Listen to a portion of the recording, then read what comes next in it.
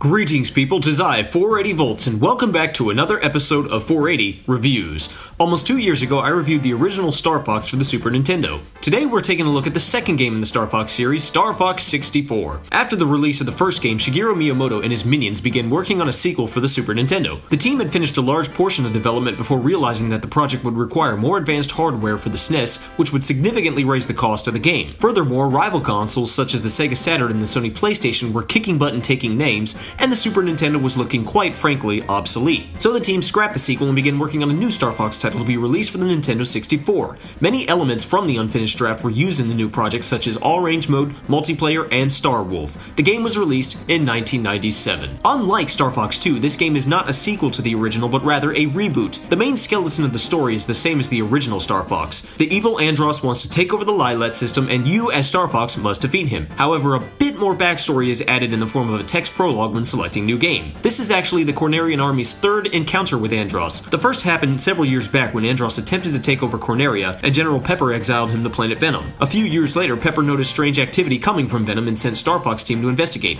which at the time consisted of James McCloud, Peppy Hare, and Pigma Dangar. Upon their arrival, Pigma betrayed the team and James and Peppy were captured by Andross. Peppy barely escaped with his life and returned home to Corneria. James, not so much. A few more years later, Andross once again threatens to take over the Lylat system, and Pepper once again sends the Star Fox team to stop him, which is now led by James' son, Fox. Extra backstory aside, it's basically the story of the original Star Fox game. Andross is evil and you need to stop him. A few new features have been added, such as Star Fox's new ship, the Great Fox, which looks cool and all, but the design doesn't seem too practical during the opening cutscene. I know it's just for dramatic effect, but do you mean for me to believe that the team runs through this unnecessarily long corridor to the R-Wing hangar before every mission? Man, I could have made a sandwich, eaten it, brushed my teeth, and washed the dishes before they made it to the R-Wings. Some new characters have been added as well, such as Rob64, who operates the Great Fox. As his name implies, he's a reference to the old Rob add-ons for the original NES. You may not be old enough to remember those, but if you played Smash Bros, you ought to be familiar with the concept. Of course, this Rob doesn't look anything like those Robs, but hey, this is Rob64. Other new characters include Bill and Kat, who appear as supporting characters in a few specific missions. Bill is a member of the Cornerian Army and apparently an old friend of Fox's, while Kat strikes me more as a lone mercenary or something and apparently knows Falco. As for the Star Fox team, Peppy is eager and energetic despite his old age, Falco is just as much of a jerk as he was in the last game, although he does occasionally give Fox credit, and Slippy is the klutz of the group. I wouldn't say he's the dumb one. If anything, he comes across as being pretty handy with machines, possibly the designer of the Landmaster and Blue Marine, but he's just a bit silly, for lack of a better word. As for Fox, he has zero personality, but I'll forgive him because, just like in the last game, he actually talks. He doesn't run his mouth very often, but he definitely talks more than most main protagonists of Nintendo titles. And of course, this game introduces the Star Wolf team, rivals the Star Fox, recruited by Andross to stop us. Wolf and Leon aren't too special, but Pigma used to be a member of the original Star Fox team before he turned to the dark side, and Andrew is actually Andross's nephew. As was the case with the first Star Fox game, the characters interact with each other during missions by way of radio transmissions. This time we actually have full-on voice acting. Most of it is pretty mediocre, just sort of gets the job done. The voices aren't even that bad except for Slippy, who has been given the Mega Man 8 curse of being voiced by a girl who makes no attempt to sound even remotely like a boy. Hey, what's the big idea? Some characters have great voices like Peppy, who sounds like an old southerner. We've got the bad guys on the run. At least until he suddenly decides to do a poor impersonation of a British accent for no good reason. Your father helped me like that too. A lot of the blame lies with the script writers. Some of these lines just feel awkward, like the character says too much or not enough. At the beginning of every mission is a cutscene in which General Pepper gives Fox an instruction, and Fox gives a response. This routine is exercised unwaveringly no matter how mundane Fox's responses may be. My personal favorites include Pepper telling Fox not to burn the R-Wing in the sun, and Fox casually responding with, "I'll be careful," ending the conversation. And when Fox detours to Titania to save Slippy, and Pepper's all like, "What are you doing? It's too dangerous there." And Fox just replies with the simple and brief, I can't leave Slippy hanging. Like Pepper was all ready to have an argument and present points and counterpoints, and Fox was just like, "Nah, I'm doing this. Here's my reason why. See ya." They say the best lines for Pigma, though. This guy is definitely sick in the head. Daddy screamed real good before he died. Events unfold differently depending on how you play the game. The original Star Fox featured a unique difficulty system in which each of the three modes, easy, medium, and hard, took you through their own set of stages. This game features a similar system, however, it's much more interchangeable this time. You can switch pathways at various points through the game in a single playthrough, as opposed to the first game in which whatever path you took was what you were stuck with until you started a new file. Many stages like Corneria, Meteo, and Macbeth have some sort of alternate objective that you must complete, which allows allows you to switch to a different path, while other stages like Katina, Fuchima, Sectors X and Z has something you must do in a certain amount of time. In the case of Sector Y, your goal is to finish the stage with at least 100 kills, and in the case of Zonus, you must destroy every searchlight you encounter. The first and last stages of any playthrough starts with Corneria and ends with Venom, however everything in between is up to you. Some stages like Solar, Titania, and Aquas do not branch out into other pathways and can only be played one way. It's pretty difficult to stay on the hard path. The stages have plenty of objectives or requirements that you must meet in order to stay on that path. If you don't take the hard exit to Corneria, you won't have any more opportunities to get to the hard path until Sector X, which has a secret warp to Sector Z. The easy and medium paths are almost constantly interchanging with each other, and you have plenty of opportunities to switch between the two. Which path you take and which stages you visit determines how certain events of the story unfold. Fuchima, mistakenly called Fortuna in this game, requires you to defeat Starwolf before the base explodes in order to switch to the medium path. Bolts is the last mission on the easy path before Venom. If you skip Fuchima altogether, if your path took you to Aquas or Katina, but ended up at Bolts anyway, Starwolf would appear here to try and stop you. If you did play through Fuchima but were unable to defeat all of Starwolf before the base exploded and ended up at Bolts, only the members of Starwolf that you did not shoot down would appear here. In order to avoid playing through Bolts, you need to stay on the hard or medium paths long enough to play through Area 6, which will lead you to Venom's hard path. The first half of Hard Venom is another encounter with Starwolf, whether you've played Fuchima or not, so the game is set up to ensure that no matter which path you take, you must encounter Starwolf at least once. Bill and Kat appear as supporting characters in Katina and Zonus respectively, and if you visit one of those stages, they will appear in the next stage you play, whichever that may be. In other words, if you go through Katina, Bill will appear in your next stage, which will either be Sector X or Solar, depending on your performance in Katina. And after Zonus, Kat will appear in either Sector Z or Macbeth, whichever one you go through. The second half of Venom is the final boss fight with Andross, however, Easy Venom reveals that this is not the real Andross, but in fact a robotic decoy, and Hard Venom reveals Andross' true form, which is a gigantic brain. I got nothing. Also, while Easy Venom ends after you defeat Andross, Hard Venom includes a Metroid-style escape sequence during which you must follow Fox's father, James McCloud. At the end of the stage, James's ship disappears altogether and no one else besides Fox even saw him, so it's unclear if James is still alive or some sort of phantom. There are several different variations to the ending depending on which path you take. Minor things, little Easter eggs if you will. If you play through either Katina or Zonus, Bill or Kat can be seen flying alongside the team during the return to Corneria. You can't include both Katina and Zonus in a single run, so you'll never see both of them in the same ending. Sector Z requires that you protect the Great Fox from enemy missiles, and if you fail in this mission, you'll constantly see the damaged section of the Great Fox all through the ending. And of course, if you finish the game with Easy Venom, Andross' face will appear at the very end laughing at you as you had only defeated the decoy. Let's talk about basic gameplay. Most of this game consists of rail shooting just like the first game, however a new addition is all range mode. This appears during boss fights of a few select stages and makes up the entirety of a few others. Basically, you transition from linear rails to sandbox mode. You're still constantly flying forward, only now you have the ability to fly all over the map.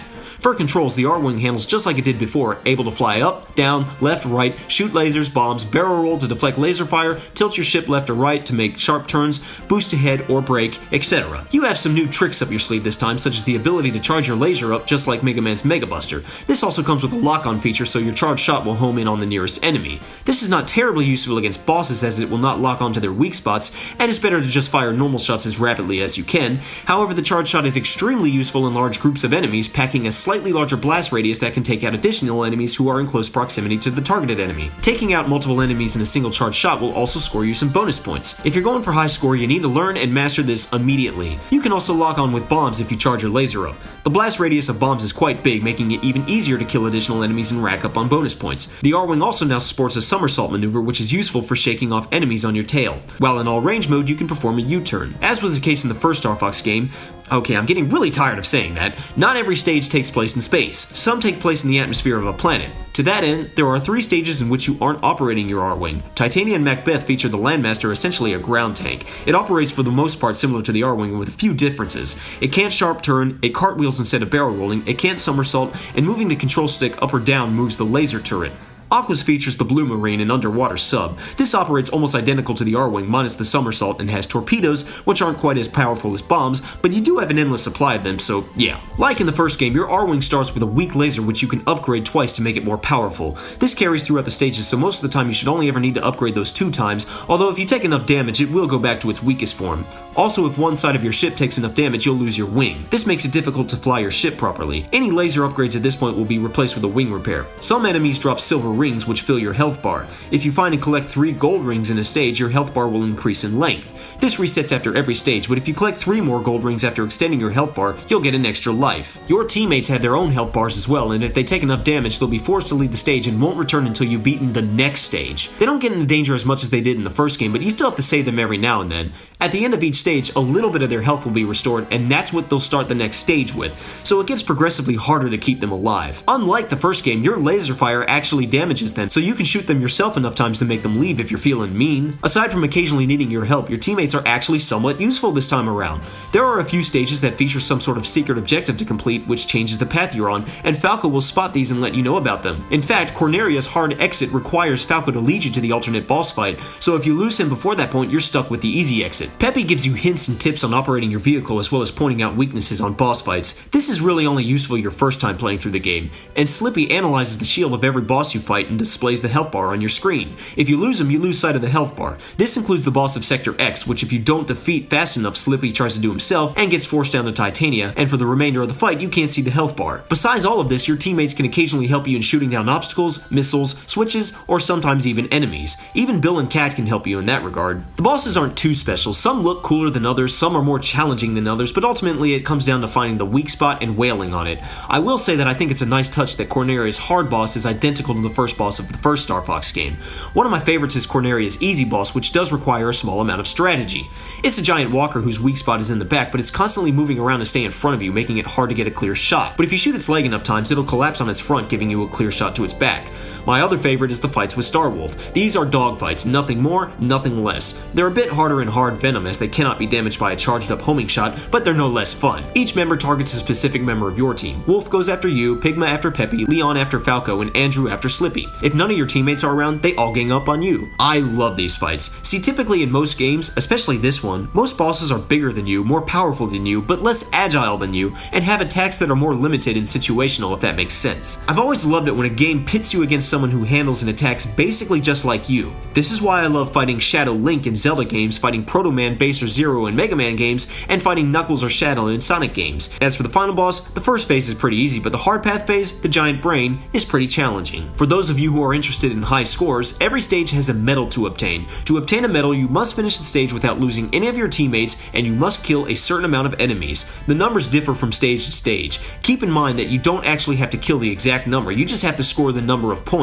meaning that you can use your lock-on charge shot and bombs to score bonus points. For example, the number of kill points for Venom is 200. Sounds hard enough until you realize that each member of Starwolf on Hard Venom rewards you with 50 bonus points, so if you shoot them all down, that's an automatic medal, provided you keep your teammates alive long enough. Keep in mind that to get the medal in Sector X, you need to defeat the boss before Slippy gets forced down, as that counts as losing a teammate. For me, the hardest stage to get a medal from is Sector Z, simply for the fact that you're pretty much timed, in that the stage ends as soon as a missile hits the Great Fox. The missiles do give you 10 points each, but your teammates will often try and shoot them down as well, stealing the kills from you, so whenever they get attacked by enemies, you pretty much have to ignore their cries for help. In my experience, they don't seem to get too badly damaged in this stage. It's also best if you come here straight from Sector X so you don't have to deal with Kat, who will try and take down one of the last missiles. Once you've obtained every medal in the game, you can unlock Expert Mode, which is basically hard mode, or at least that's what I assume. I've never actually played Expert Mode, mainly because by the time I get all medals, I'm so burnt out on the game, having played through multiple times and in different pathway combinations to get the medals, that I can't be bothered to play it anymore. One day perhaps, but not today. The graphics haven't aged too well, but there's still a huge improvement over that of the first Star Fox game. Everything's still kind of polygonal, as are most titles on the N64. I do like the design of the R-Wings though, which seem to have been tweaked to make them look just a tad more sleek. It's a little thing, but it helps. Also, when you fly real low over the water in Corneria, you can actually see the reflection of the R-Wing. The music was composed by Nintendo's resident maestro, Koji Kondo, as well as Hajime Wakai. It's quite good. Most of it is meant to sound very symphonic and orchestral despite the dry synthesizer sounds of the N64. Tracks like the main theme, Meteo, and Starwolf are beloved classics and instantly recognizable to most fans. Do be sure to give the whole soundtrack a listen to. Some of the lesser known tracks like Aquas and Zonas are quite atmospheric and beautiful. If you were to take a poll on this Star Fox series, I think most people would say that this one is their favorite. Is it mine? No. Do I like it better than the original Star Fox? Oh, absolutely. Don't get me wrong, the original Star Fox turned out to be quite a bit more fun than I'd initially anticipated, but this one is just better. It added more depth to the franchise, both in terms of story and in gameplay, and has a ton of replay value. For me, it's my second favorite in the franchise. Anyway, thanks for watching the review. I hope you enjoyed it. If you did, please be sure to leave a like or a comment and check out some of my other reviews. Also be sure to check out my recently released trance dance EPs available on Spotify, Apple Music, and Amazon. Links in the description. I compose and produce these tracks myself, and I definitely have plans for more. If any of this interests you, please consider subscribing to the channel. Otherwise, have a fantastic rest of your day. Oh, and since I know you're all just dying to hear this, Do a barrel roll. pieces.